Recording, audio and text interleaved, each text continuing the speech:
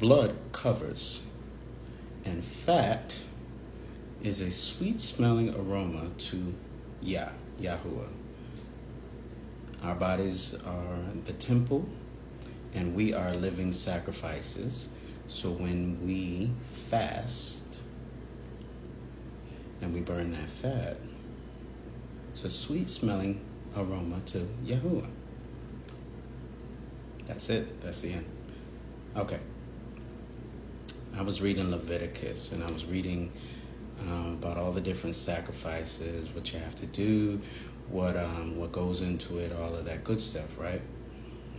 And in there, I noticed that when you would do the sacrifice, you would put the sacrifice on the altar.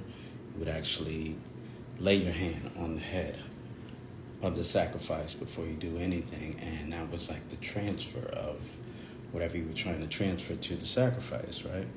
And then you would cut it up, and I noticed that it was very specific about the fat, that the fat and the blood, it was very specific about that, and you needed to make sure you keep the fat, all the fat, fat around the kidneys, the fat, that fatty part that's on the liver. Yah wanted that specifically, and he said, burn that. And it was a sweet-smelling aroma to him. Now, I'm not going to tell you what chapter in Leviticus I was reading all that. You're just going to have to go and find it for yourself. But what I did was I went to the Blue Letter Bible app, and I looked up sweet-smelling aroma, whatever the word was for that. I found that verse and found the word for that sweet-smelling aroma. Not going to tell you what that word is either. You're going to have to go to the Blue Letter Bible app, either go online, however you figure it out, however you get it, you find that word. And what that word means is that it's a pacifier, like babies when they have the pacifier in their mouth, or it's a tranquilizer. And it's a calming thing. It calms. It has the effect of calming something down. And that sweet-smelling aroma or good smell, or however your translation puts it, goes up to Yah himself. And it pacifies him. It tranquilizes him.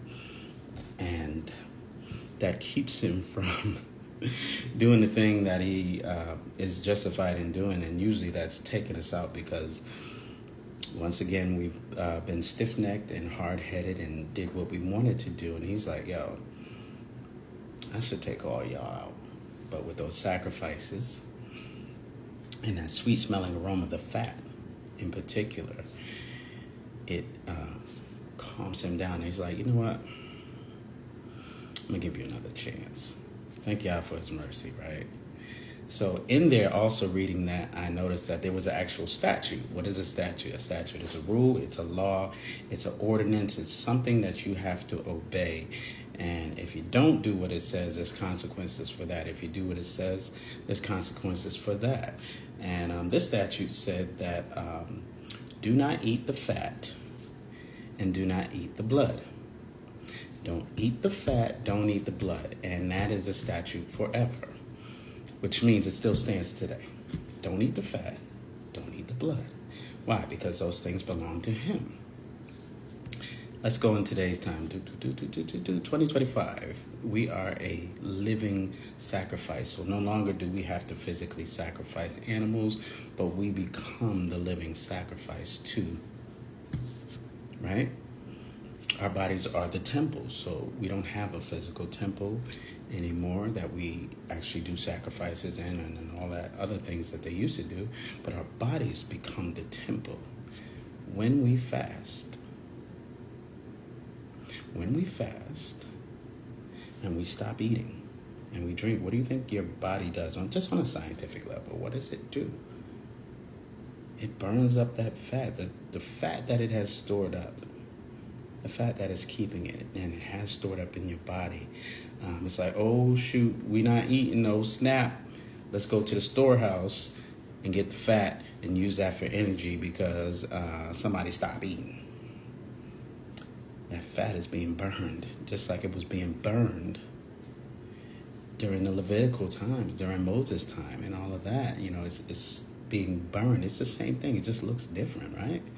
And that sweet smell is going up to him. So that's why some things only come out with fasting and praying. Where's the blood and all this? The blood is from Yahusha, the blood that covers, you know? And then you add fasting to the mix. It's like an extra value meal all of a sudden. Yo, let me get a number 5. Let me supersize me, baby. You know, all of that, right? Yeah, there's that. Now go read Leviticus. Get you a concordance. Get you a Blue Letter Bible app.